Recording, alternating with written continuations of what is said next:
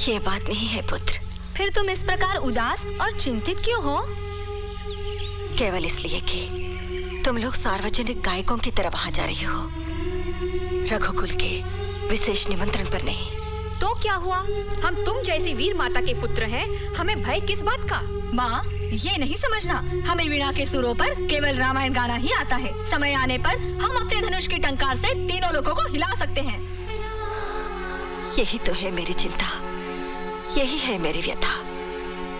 जब से गुरुदेव ने तुम्हें अयोध्या जाने के लिए आदेश दिया है, तब से मेरे मन को यही भय सता रहा है कि तुम दोनों वहां जाकर कुछ कर ना बैठो। माँ, तुम्हारी पुनीत गोद में पलकर हमारी आयु बढ़ी है। गुरुवर से हमें अपार ज्ञान मिला है। तुम बिल्कुल निश्चिंत होकर और हमें आशीर्वाद देकर भेजो माँ। हाँ माँ, जाने कब से हमारी आंखें प्रभु श्री राम के दर्शनों के लिए आतुर हैं। दर्शन करो पुत्रों, चाहो तो अपनी आंखों पर मेरी आंखें भी लगाकर प्रभु को जी भरकर देख कर आओ। वे दर्शनीय ही नहीं, पूजनीय भी है। रामचंद्र, तुम्हें स्मरण है उस दिन तुमने सीता के बिना यज्ञ करने से मना कर दिया था? जी। आज हम तुम्हें यही बताने के लिए आए हैं कि सीता के बिना भी तुम यज्ञ कर सकते हो। सीता के बिना कैसे? हमने गहन चिंतन, मनन और अध्ययन के बाद एक उपाय ढूंढा है। कौन सा उपाय?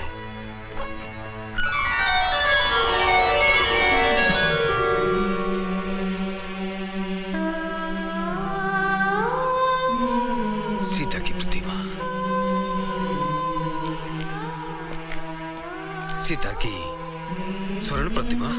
हाँ, शास्त्रों के अनुसार यज्ञ के अनुष्ठान के लिए पत्नी की अनुपस्थिति को उसकी स्वर्ण प्रतिमा से पूर्ण किया जा सकता है। सीता के स्थान पर सीता की इस प्रतिमा को अपने साथ बिठाकर क्या मैं यज्ञ कर सकता हूँ? हाँ राघवेंद्र। गुरुदेव, आपने मुझे बहुत बड़े धर्म संकट से बचा लिया। भैया, दरबार में प्रजा व्याकुलता से आपके दर्शनों की प्रतीक्षा कर रही है।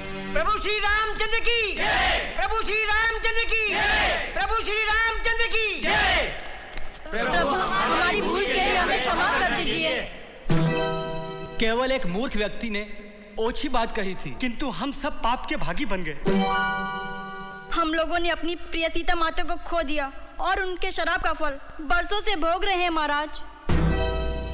इतने दिनों तक अकाल पीड़ित रहे, भूमि बंजर हो गई है, क्या क्या कष्ट नहीं झेले हमने। महाराज, 10 वर्षों से आप भी दुखी हैं और हम भी आपके दर्शनों को तरस गए हैं महाराज। इन सब कष्टों का मूल कारण एक ही पापी है। कौन है वो पापी?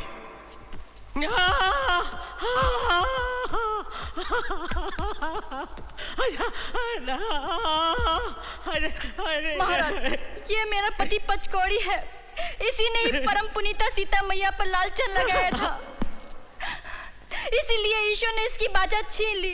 प्रभु, बरसों से ये अपने पाप का दंड भोग रहा है। प्रभु, बस करो पचकोड़ी, पछतावे के आंसुओं ने तुम्हारे सारे पाप धो दिए। सच है राघव, इनके जैसे होनार सपूतों को छोड़कर कोई भी मां नहीं रह सकती। पुत्रों, तुम्हारे गायन से हमें बहुत आनंद मिला। ये लो तुम्हारा पुरस्कार। नहीं राजमाता, हम तो मुनि कुमार हैं, स्वर्ण और रत्न लेकर क्या करेंगे? हमने हमारी रामायण के कथानायक श्री रामचंद्र के दिव्य मंगल स्वरूप को अपने नेत्रों से देख लिया, यही हमारा पुरस्कार है। और हमें संकोच मत करो, जो चाहिए मांग लो। रामायण की कल्पलता, वनिता शिरोरत्न, जगत जननी हमारी माता जानकी देवी के दर्शन करवा दीजिए महाराज।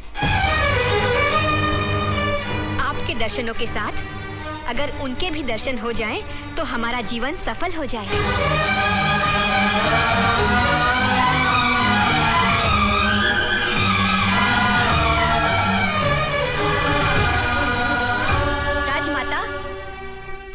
पुरुषोत्तम श्री राम चले क्यों गए? वे अपना मुंह क्यों छुपा रहे हैं?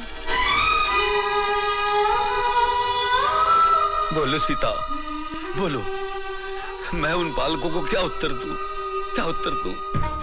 बोलिए ना राजमाता, आप मौन क्यों हैं? क्या हम माता जानकी के दर्शन नहीं कर सकते? क्या हम पर उनके दर्शनों का प्रतिबंध है? हे जगत माता, एक बार बाहर आओ। हमें दर्शन दो। दर्शन दो सीता माता। जगत जननी, हमें दर्शन दो। जगत जननी, हमें दर्शन दो। हमें दर्शन दो। सीता माता, जगत जननी, हमें दर्शन दो। वो नहीं आएगी मुनि कुमारों, वो नहीं आ सकती। किंतु क्यों? क्योंकि वो यहाँ नहीं है। यहाँ नहीं है तो कहाँ गई? उन्हें वनवास दिया गया है। किसने दिया उन्हें वनवास? राजा राम नहीं, राजा राम की विवशता ने, उनके कठोर राजधर्म ने। क्या? राजा राम ने स्वयं माता जानकी को वनवास दिया? हाँ। सीता माता का इतना घोर अपमान? करुणा के सागर कहलाने वाले प्रभु श्री राम इतने कठोर? हम दिन रात जिनकी आराधना करते हैं वे इतने निष्ठुर? माता सीता के बिना श्री राम का चरित्र क्या है? माता जानकी के बिना रामायण में रस ही क्या रह जाता है? अकेले राम नाम से मुक्ति कैसे मिल सकती है? मोक्ष कैसे मिल सकता है? माता जानकी का त्याग करने वाले पत्थर से भी अधिक कठोर। हाँ, राम का नाम कभी नहीं लेंगे। आज के बाद हम कभी रामायण नहीं गाएंगे। अयोध्या में आना ही हमारी भूल थी, अब हम एक पल भी नहीं रुकेंगे। चलो भैया। सुनो, सुनो मुनि कुमारों, हमारी बात तो सुनो। नहीं, हमें अब कुछ नहीं सुनना।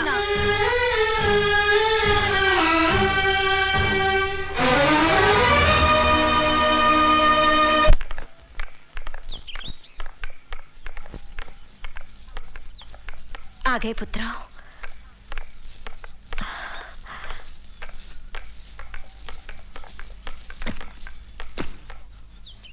क्या हुआ लाओ?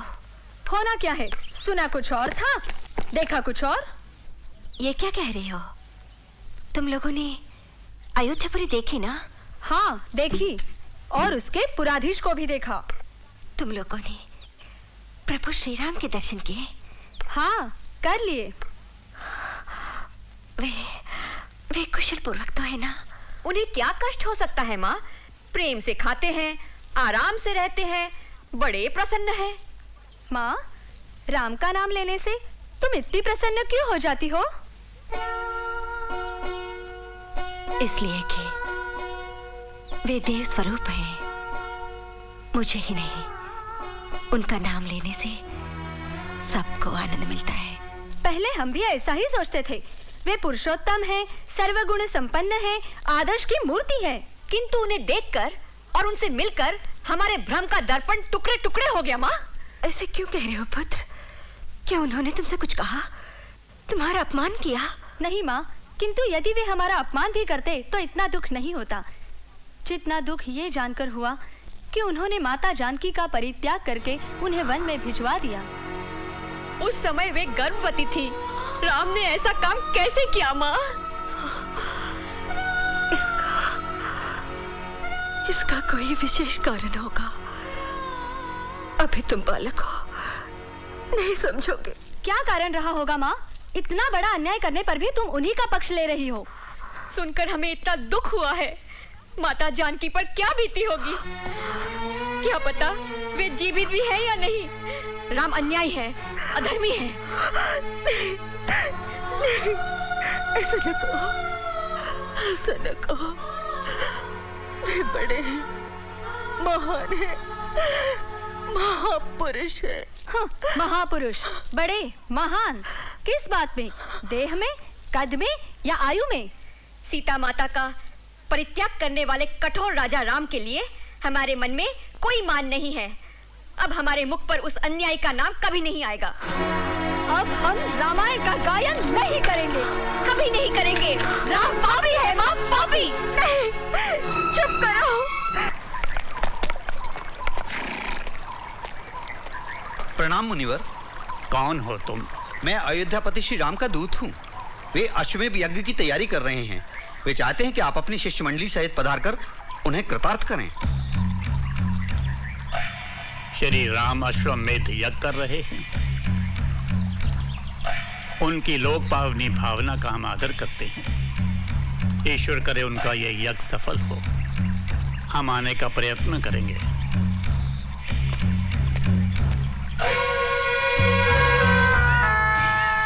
प्रणाम मुनिवर। बहुत चिंतित दिखाई देती हो बेटी, क्या बात है? मुनिवर, ये बताइए, यदि धर्मपत्नी पास में नहीं हो तो अश्वमेध यज्ञ किया जा सकता है क्या? नहीं बेटी, अश्वमेध यज्ञ ही क्या, कोई भी यज्ञ पत्नी के बिना नहीं किया जा सकता।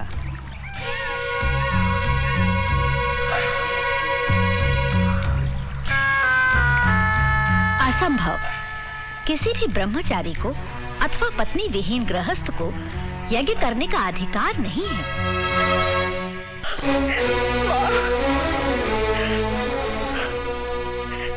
माँ, जीवन के बड़े से बड़े आंधी तूफान और दुखों को सहकर भी मैं जीवित हूँ, किंतु प्रभु श्री राम के दूसरे विवाह की बात सच होने से पहले मुझे इस दुनिया से उठा ले माँ।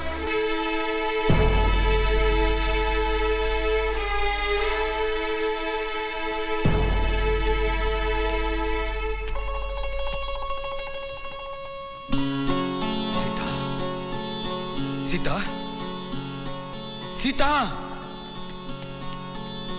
कौन है यहाँ? इस प्रतिमा के माथे पर कुमकुम का टीका किसने लगाया? कौन है यहाँ? सीता, सीता, सीता, मैं जानता हूं तुम यहीं कहीं हो। सीता, सीता, सीता, सीता। राघव, राघव, क्या हुआ राघव, क्या हुआ? माँ, सीता आई थी, सीता यहाँ आई थी। माँ, तुम जैसे धैर्यवान पुरुष को ऐसी भ्रांति शोभा नहीं देती भैया। राघव, अपने आप को संभालो। तुम अब केवल साधारण पुरुष नहीं, युग पुरुष हो। इस सूर्यवंशी साम्राज्य की महाराजा हो। यदि तुम ही इस प्रकार भ्रांतियों के अंधकार में भटकते रहे तो इस रघुवंश की कीर्ति का क्या होगा? भ्रांतियों के अंधकार में मैं नहीं भटक रहा माँ, मैं सच कह रहा हूं। मैं, देखिए, इस प्रतिमा के माथे पर ये टीका देखिए, आप सब लोग देखिए। क्या इसे आपने लगाया? नहीं। आपने लगाया? नहीं। आप में से किसी ने नहीं लगाया। इस चंद्रकार टीके को सीता के अतिरिक्त और कौन लगा सकता है माँ? ये कैसे संभव है भैया? सीता यहाँ कैसे आ सकती है? बार बार सीता की प्रतिमा देखकर तुम्हारी ये दशा हो गई है। आप लोग मानो या ना मानो, किंतु ये सत्य है। सीता की आत्मा यहाँ भटक रही है। गुरुदेव, मन की आकुलता ने मेरे प्रभु पर संदेह करने का अपराध किया है। मेरी बुद्धि भ्रष्ट हो गई थी। मैं प्रायश्चित करूंगी।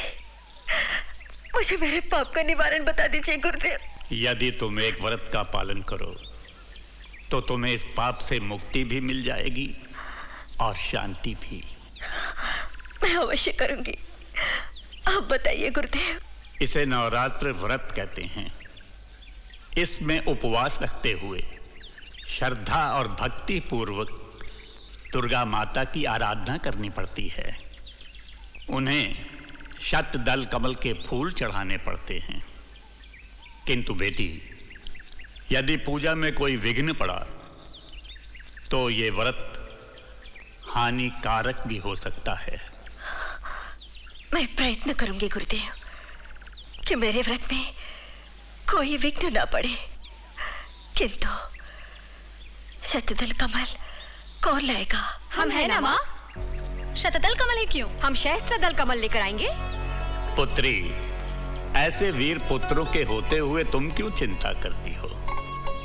कुश, अपनी माता के व्रत के लिए पुष्प लाने का कार्य तुम्हारा है। गुरुदेव, क्या माँ की सेवा का यह कार्य भैया ही कर सकते हैं? मैं नहीं। पुत्र लव, कितनी बड़ी बात कह दी तुमने। क्या मैं तुम्हारी मातृ भक्ति से परिचित नहीं हूं? किंतु तुम्हारा पालन करने वाला कर्तव्य दूसरा है। मुझे आज ही भरद्वाज आश्रम के लिए प्रस्थान करना है। मेरे लौटने तक इस आश्रम की सुरक्षा का भार तुम्हारे कंधों पर है। अच्छा गुरुदेव।